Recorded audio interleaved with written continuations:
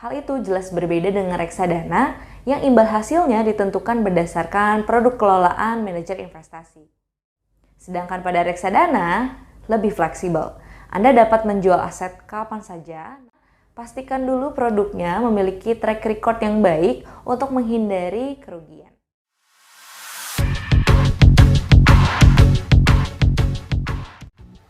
Mau investasi, lebih aman di sini.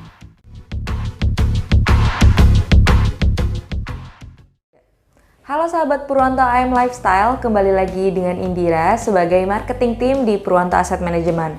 Pada video kali ini, aku akan jelaskan mengenai reksadana versus deposito, mana yang lebih menguntungkan.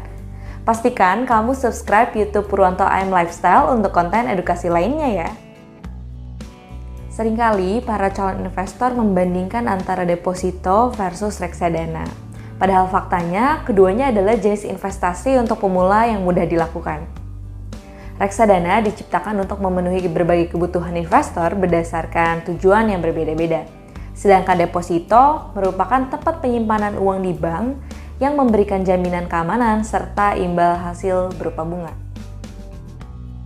Kemudian, apa perbedaan antara reksadana dan deposito? Yang pertama, ada pada pengelolanya.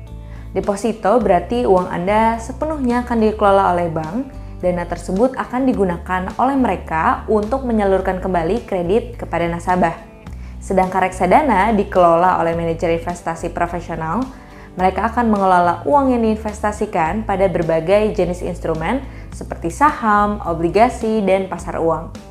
Pengelolaan yang berbeda inilah akan menyebabkan perbedaan tingkat risiko dan imbal hasilnya juga. Yang kedua, jika Anda memilih deposito, uang Anda akan disimpan di bank penerbit, sehingga seluruh pengembaliannya bergantung pada kondisi kesehatan bank tersebut. Sedangkan reksadana, maka Anda akan menempatkan dana di berbagai tempat. Misalnya, jika Anda melakukan investasi saham, maka dana tersebut akan disebar. Yang ketiga, ada pada modal awal. Biasanya ketika Anda membuka rekening deposito, bank akan mengenakan setoran awal sebesar 500.000 hingga 10 juta. Investasi reksadana jauh lebih terjangkau dan bisa dilakukan dengan minimum pembelian yang bervariasi, mulai dari 10.000 hingga 100.000. Yang keempat, ada imbal hasil. Bank telah menentukan sejak awal bunga atau imbal hasil yang akan diperoleh saat Anda membuka rekening deposito.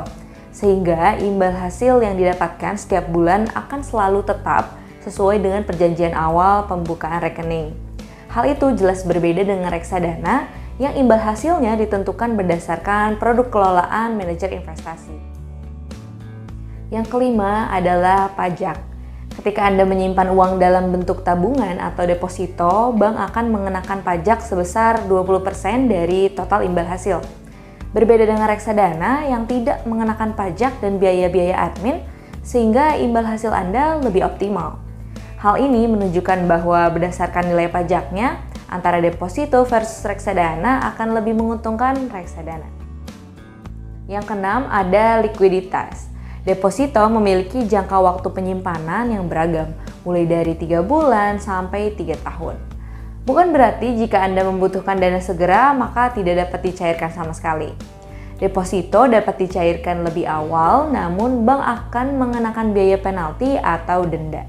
Sedangkan pada reksadana, lebih fleksibel. Anda dapat menjual aset kapan saja, namun pencairan dana akan membutuhkan waktu maksimal 7 hari untuk dikirimkan pada rekening Anda.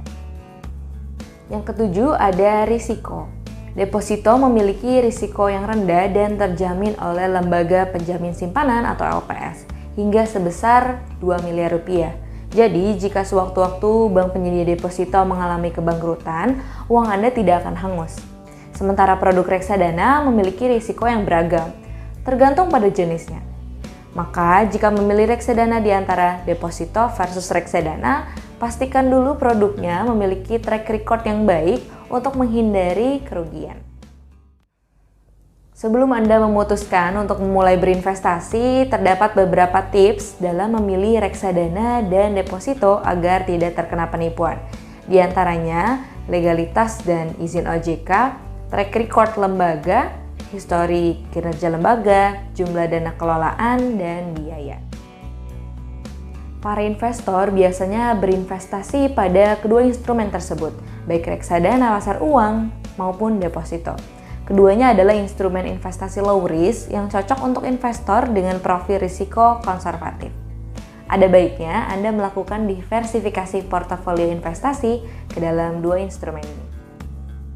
Nah, teman-teman, coba share pendapat kamu mengenai reksadana versus deposito, atau jika kamu punya pertanyaan, bisa tulis di kolom komentar di bawah ini ya. Jangan lupa like, share, dan subscribe YouTube channel Purwanto AM Lifestyle. Follow juga Instagram @purwantoassetmanagement untuk update konten-konten menarik seputar investasi lainnya.